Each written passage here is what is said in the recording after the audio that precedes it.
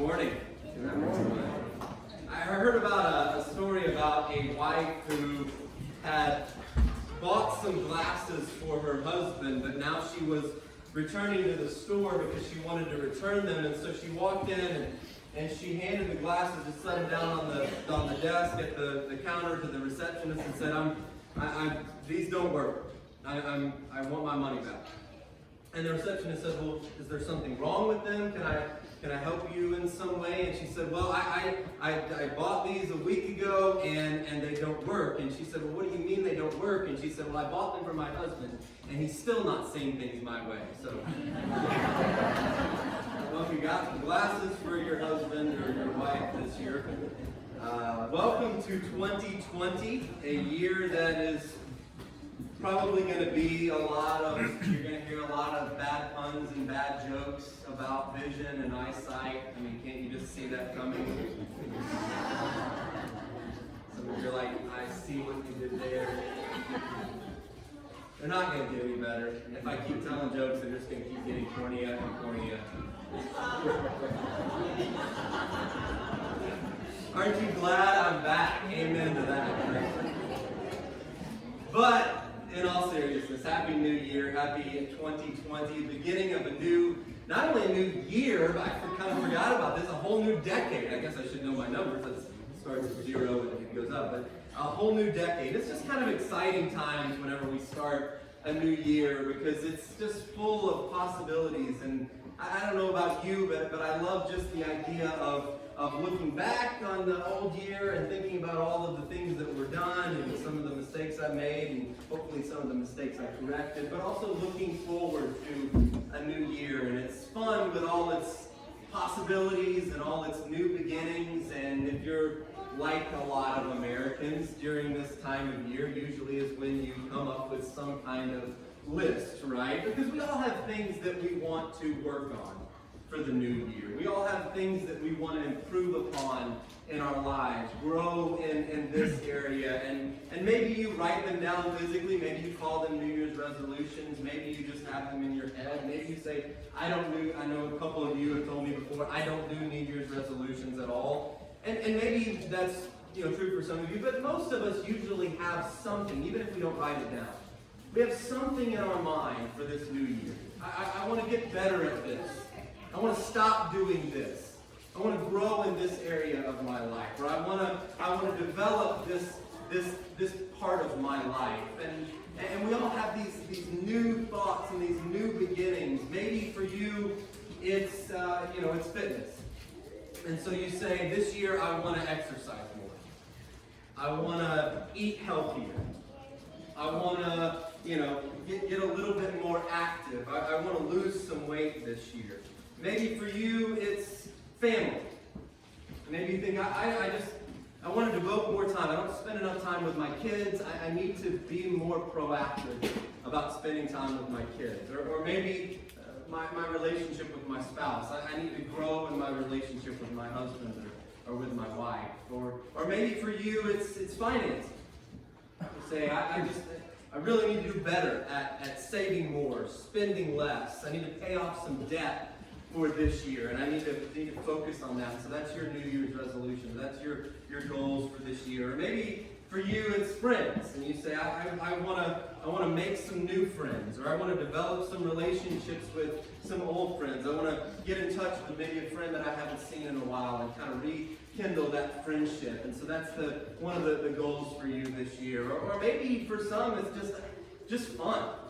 Like 2019 wasn't a lot of fun.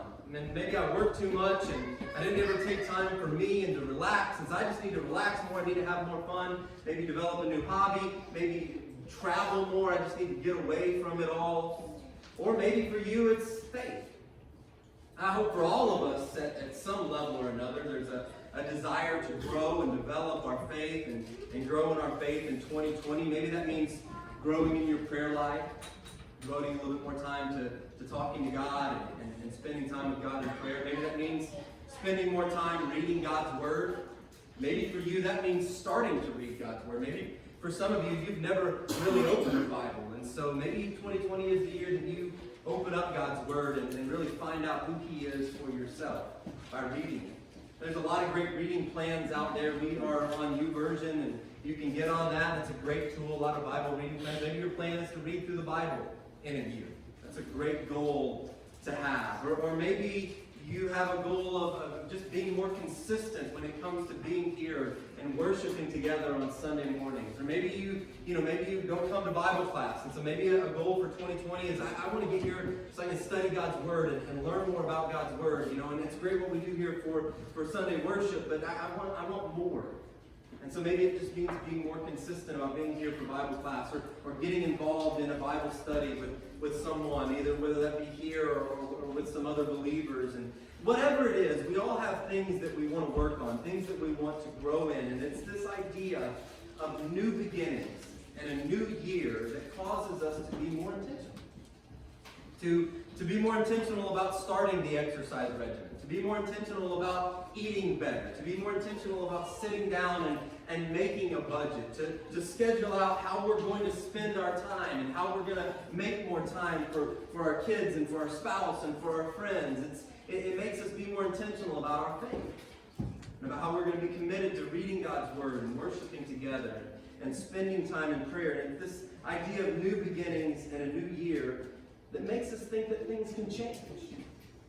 That we can be transformed. That this year can be different than last year. All the hopes that we had at the beginning of 2019 that maybe dwindled throughout the year begin to come alive more as we start a new year and we have these new beginnings. And let me tell you, things can change.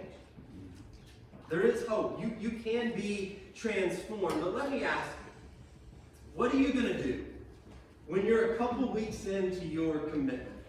A couple weeks into your resolution, if you will, and you just drop the ball? I mean, we're 5 days in. Maybe you've already dropped the ball right now on your resolutions. And a lot of reasons why people don't make New Year's resolutions is because they think, well, I'm going to drop the ball anyway, so I might as well not even try and just, quit before I ever start. But seriously, what are you going to do when you drop the ball? Maybe your plan is, I'm going to work out. I've got great plans. I'm going to get back to the gym. That's my plan. Maybe your plan is you're going to work out, and what happens when you're 2 weeks in, 3 weeks in, a month in, however long you're in, 1 day in, however long you're in, and you sleep in and you miss your workout because you stayed up late binge watching Netflix and eating ice cream. What are you going to do? Or what are you going to do when you go out and you said, I'm going to make a budget and I'm not going to spend money unnecessarily, and you go out and you spend money that you really don't have on something that you know you really didn't even need? What are you going to do when you drop the ball when it comes to being a parent? Or maybe as a spouse? You said, I'm going to spend more time with my kids, and then you stayed just as late at work as you did before the new year began. Or you say, I'm going to work on my relationship with my spouse, and you're 2 weeks in, and it's the same old stuff that keeps coming. What are you going to do when you drop the ball when it comes to your friends and some of those relationships? What are you going to do when you drop the ball maybe at work? Situation or relationship at work. What are you going to do when you drop the ball when it comes to your relationship with God?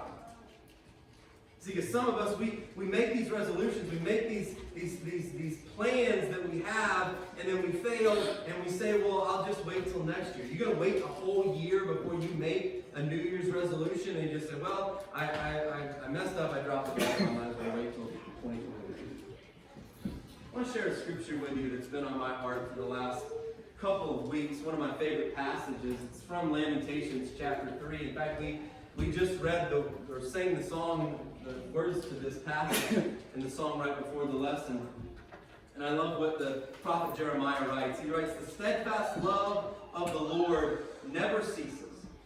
His mercies never come to an end. They are new every morning. Great is your faithfulness. The Lord is my portion, says my soul. In other words, God is enough. He's all I need. Therefore, I will hope in Him. I love this passage for a lot of different reasons. First and foremost is because of what it says at the very beginning, in the middle. His mercies, God's mercies, are new every single morning. They are fresh and new every single day. You see, and if you're taking notes, you can write this down. How you and I feel about a new year is how God feels about each and every new day. How you and I feel about a new year with its fresh start and its new beginnings and its clean slate is how God feels about each and every day.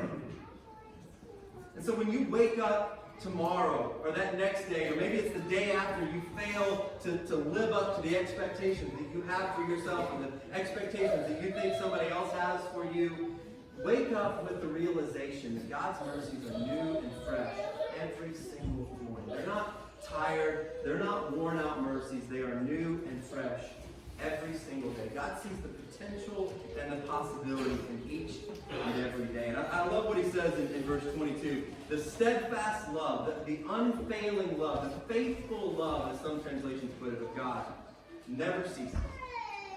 It never ends. In other words, when you mess up on God, he doesn't give up on you. God's love for you is not based upon your performance.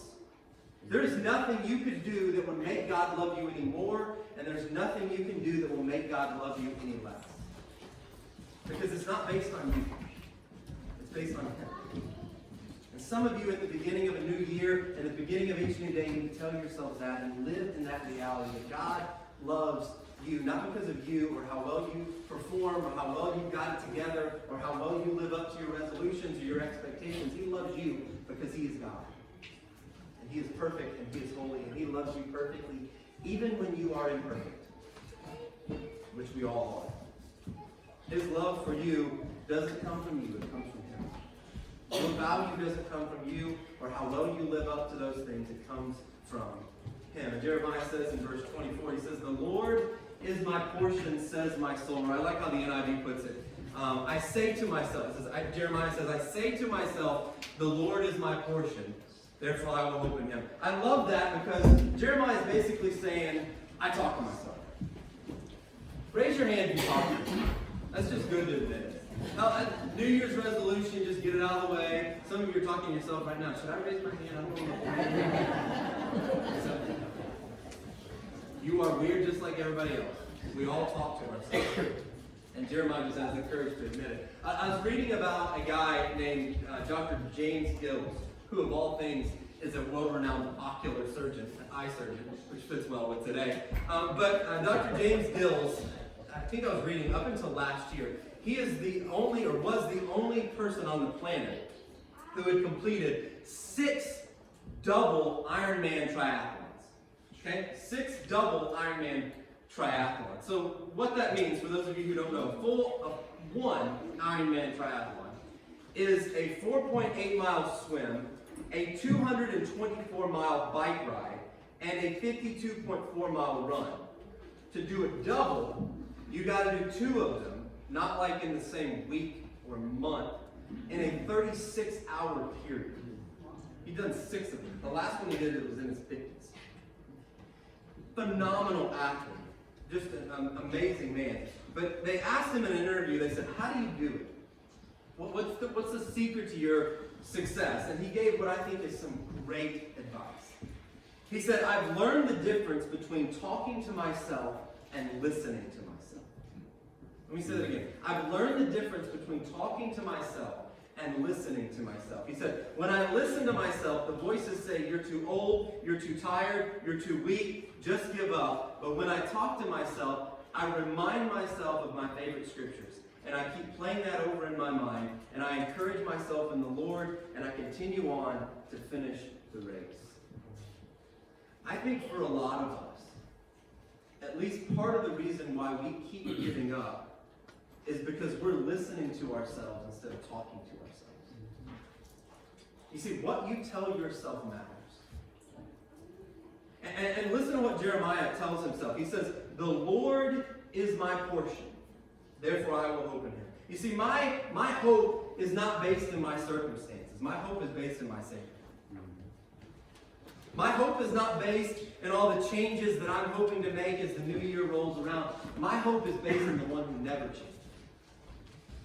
My hope is not based in my list or all of these things that I think I've got to do. My hope is in the Lord, and he is my portion. He is enough. Therefore, as Jeremiah says, I will hope in him. And I realize we've all got a list. We've all got things that we want to work on in this new year, things we want to grow in, things that we want to develop. We've all got a list, and that's all good. Those are good things. But I want to just give you one more thing this morning. And maybe you say, I don't need one more thing. I got enough things on my list and on my plate already. But I want to give you one more thing, one more resolution, if you will. We'll just call it that. Or we won't call it that if you don't want to call it that. But if you want to call it that, we'll call it that. Let me just give you one more thing. And really, it's not just one more thing. It is the thing. It's the main thing. Because if you live this out, you prioritize this, it'll affect every other area of your life. It'll affect every other facet of your life. But to get there, I want you to turn with me to Genesis chapter 28.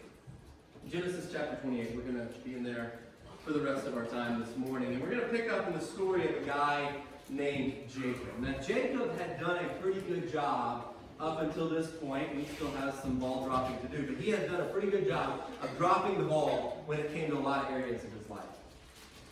He pretty much made a mess of things. I mean, he lied and deceived his dad. He lied and deceived his brother. There's estranged relationships there. In fact, at this point, his brother wants to kill him.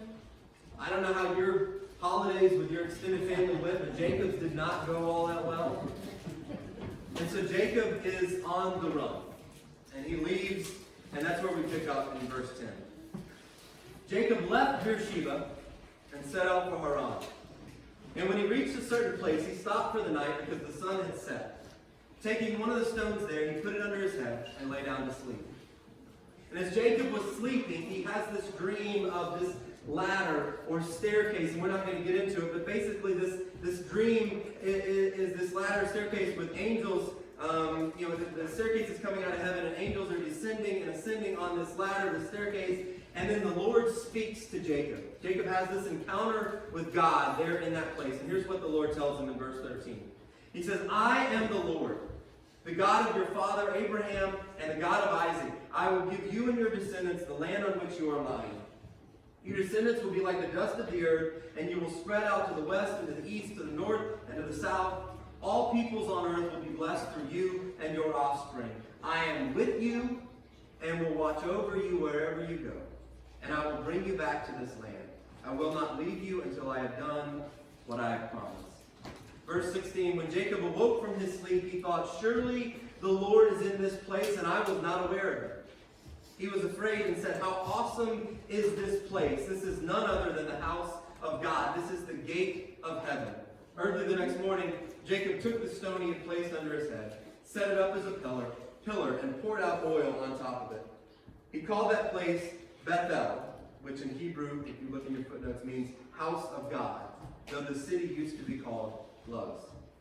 Verse 20, then Jacob made a vow, saying, if or since God will be with me and will watch over me on this journey I am taking, and will give me food and clothes to wear, so that I return safely to my father's household, then the Lord will be my God, and this stone that I have set up as a pillar will be God's house, and of all that you give me, I will give you 10.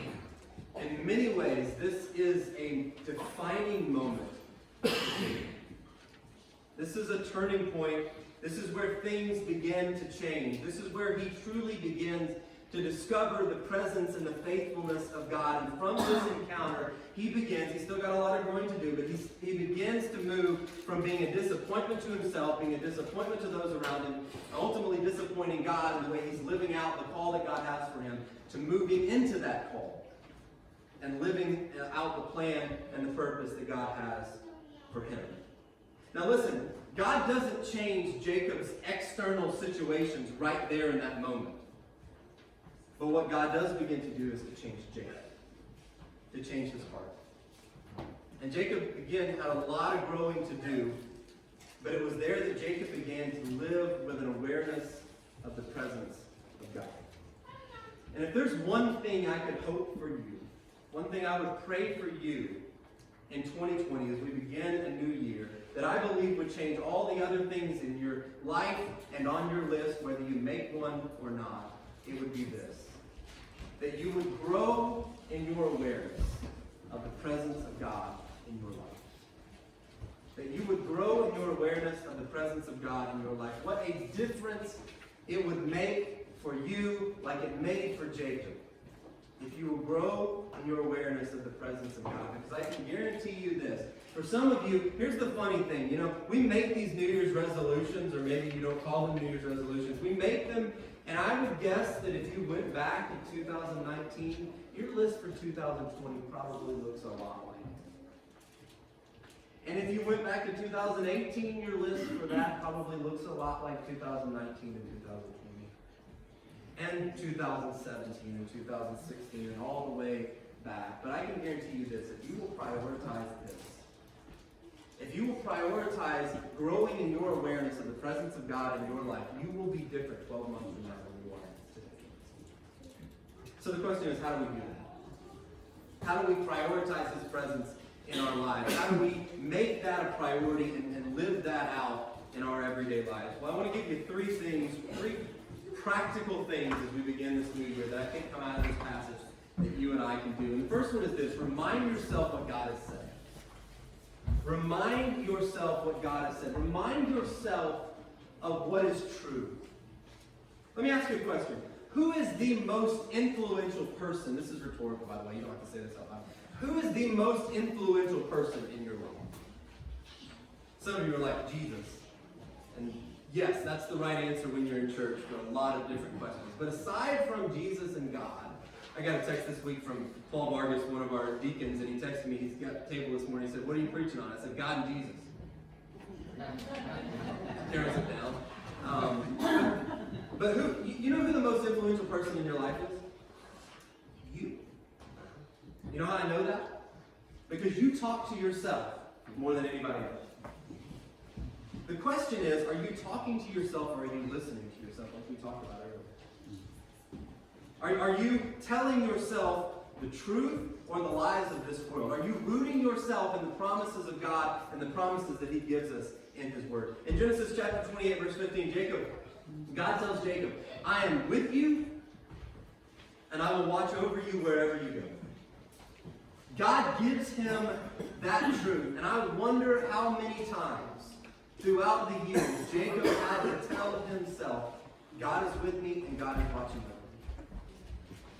God is with me and God is watching over me. Those words, "I am with you," is the most frequent promise that God gives in Scripture.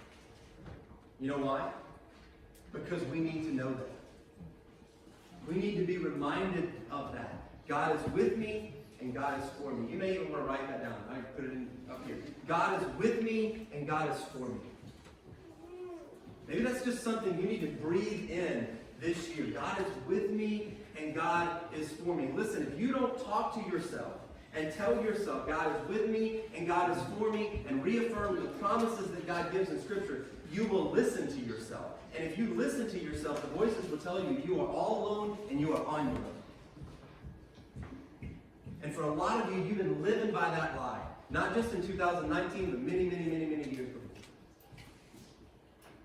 And you need to remind yourself of what is true and what is real in the promises of God. This is a new day. This is a new year. And God's mercies and His love are fresh every single day. And you need to remind yourself of what is true. Remind yourself of what God has said, that He is with you and He is for you. Secondly, recognize what God is doing. Recognize what God is doing. Jacob says in verse 16, "Surely the Lord is in this place, and I was not aware of it."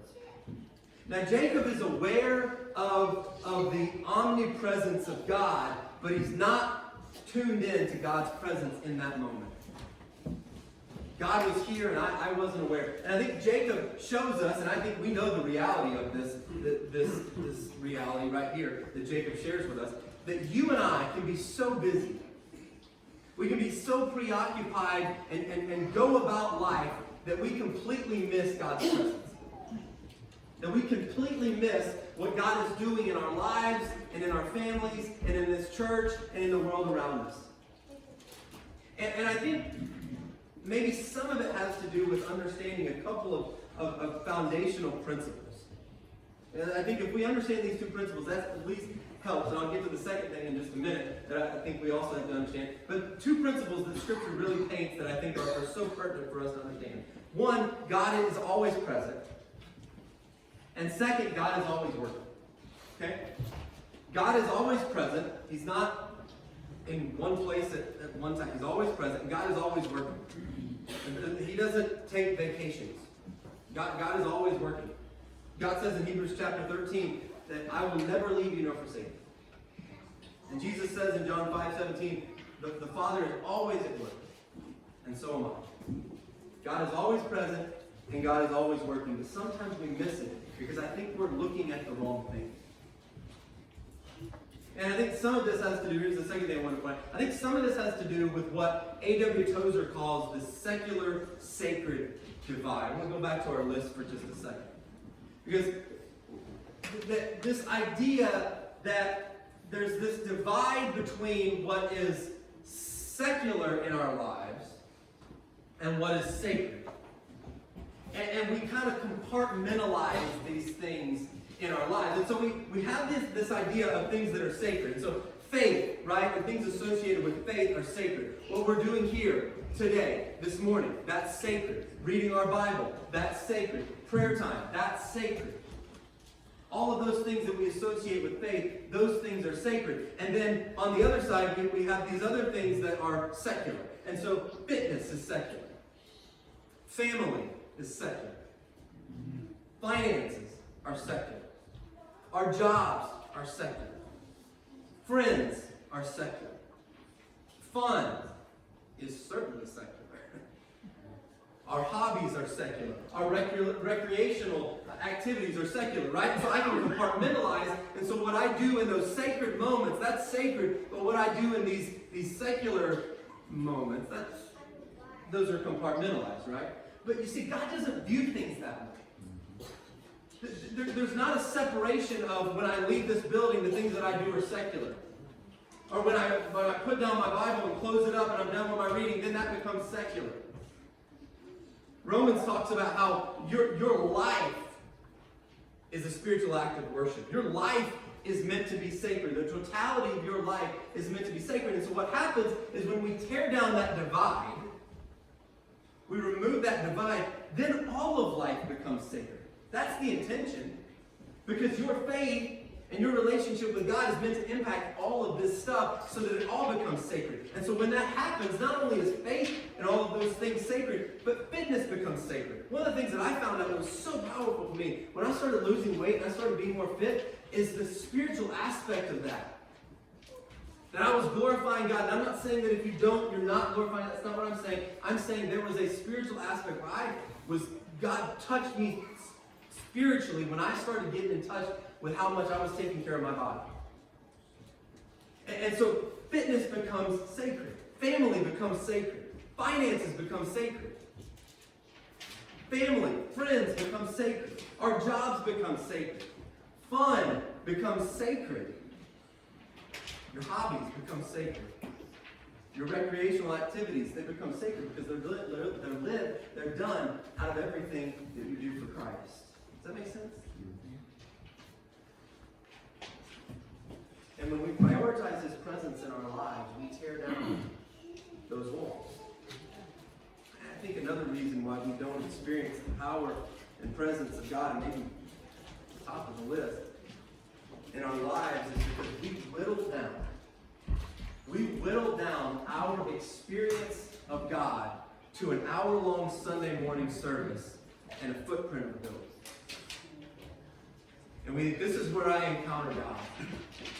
And then I go out into my rest of my week, and Monday through Saturday, God's just in my rearview mirror. And He doesn't affect my fitness, my family, my finances, my friends, my fun. He doesn't impact it. But let me tell you this time is of utmost importance. Don't get me wrong. This time is of utmost importance that we come, that we gather, that we worship together as God's people. But your Father is not just in for weekend visitation. He wants full custody. He wants you all the time. All of you. Because He wants you to experience His power and His presence, not just on a Sunday morning in a church building, but Monday through Saturday in all areas of your life. Man. And what would it be like in 2020 if we were to prioritize that?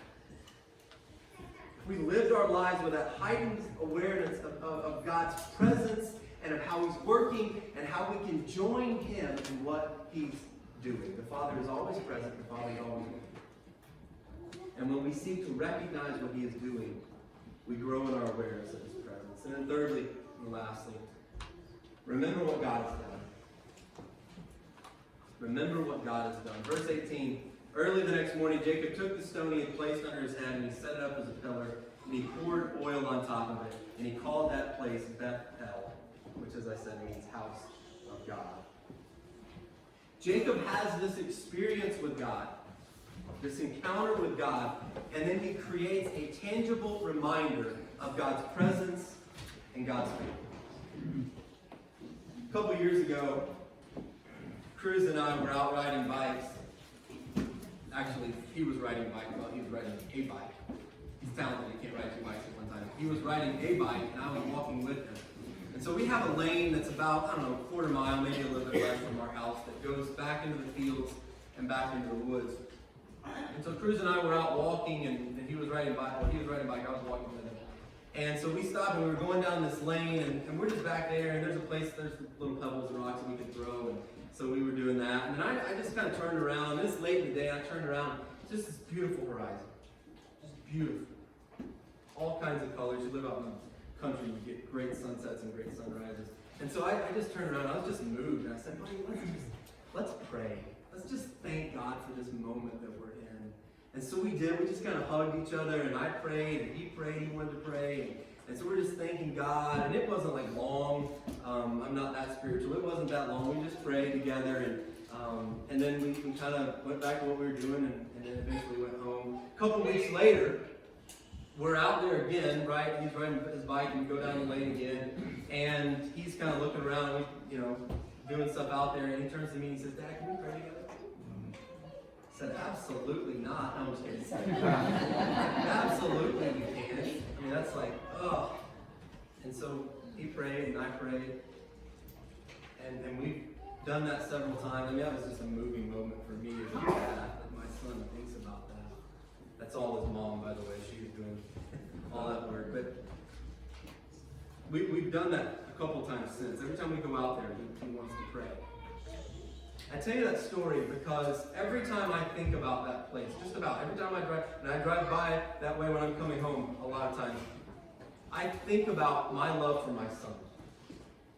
And I think about God's love for my son. And I think about God's love for our family and how He has brought our family together and how He's worked. And I think about God's faithfulness to me and to my family and to my kids. It is powerful to remember. When you remember well, what once was real becomes real again. And it's so important for us to remember. I don't know what that means for you. Maybe there's a place that you have in your mind, or maybe there's a place that you go to. Maybe there's a picture that you have of an event or a person. Maybe there's an item that you have. Maybe it's a verse of scripture that you have in your mind, and you plaster up on your wall. Those great stickers you can get and just put it on your wall that reminds you. But we need tangible reminders of God's faithfulness and God's love. It's powerful to remember. In fact, in many ways, that's what communion is. We're going to share in that in just a few moments together as a church family. That's what communion is. Communion is a remembrance of God's faithfulness in the past that points us to something in the future. Paul writes this in 1 Corinthians chapter 11. He says, "For I received from the Lord what I also passed on to you. The Lord Jesus, on the night He was betrayed, took bread, and when He had given thanks, He broke it and said, 'This is my body, which is for you. Do this in what? Remembrance of me.'" In the same way, after He took the cup, after supper, He took the cup, saying, "This cup is the new covenant in my blood. Do this whenever you drink it in remembrance of me. For whenever you eat this bread and drink this cup, you proclaim the Lord's death until He comes." In communion, we are looking back and we are remembering God's love and God's faithfulness through what He did for us through Jesus Christ on the cross. which gives us a better awareness of his presence in the present, but it also gives us a hope and an assurance of what he will one day do through Jesus when he returns. And we think about all that he's done for us, and we proclaim that, but we also proclaim what he will one day do through Jesus when he returns to take us home. It is powerful to remember. In fact, years later, in Genesis chapter 35, God directs Jacob back to Bethel. And it's there, I won't go through the whole story, you can read it in Genesis chapter 35, but basically Jacob and his household just rededicate themselves to God. And verse 7 says, there he built an altar, and he called the place El Bethel, because it was there that God revealed himself to him when he was fleeing from his brother. And I can just imagine as Jacob kneels down and he starts grabbing some stones to stack them up. You know, he's there with his family, with his kids. When he was there earlier in Genesis chapter 28, it's just him. And in many ways, he felt like he was on his own and all alone. And now he's got the presence of God with him. Now he's got a family, he's got kids, and he's stacking up these stones. And I can just imagine his kids are watching him do this, and they're like, Dad, what are you doing? And he's like, let me tell you. I was once a cheat, and a liar, and a manipulator, and a deceiver. I disappointed myself. I disappointed everybody around me. I ruined relationships left and right. But it was in this place right here that I encountered God. It was in this place right here that I began to understand that God is with me and God is for me. And we are back here today. My relationship with my brother is mended. God's got a plan and a purpose for me. We are back here today because God is faithful. And he's given me a hope and a future. It is important to remember what God has done.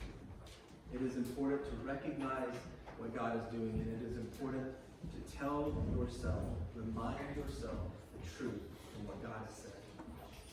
So let me ask you, what are you prioritizing this year? What's on your list?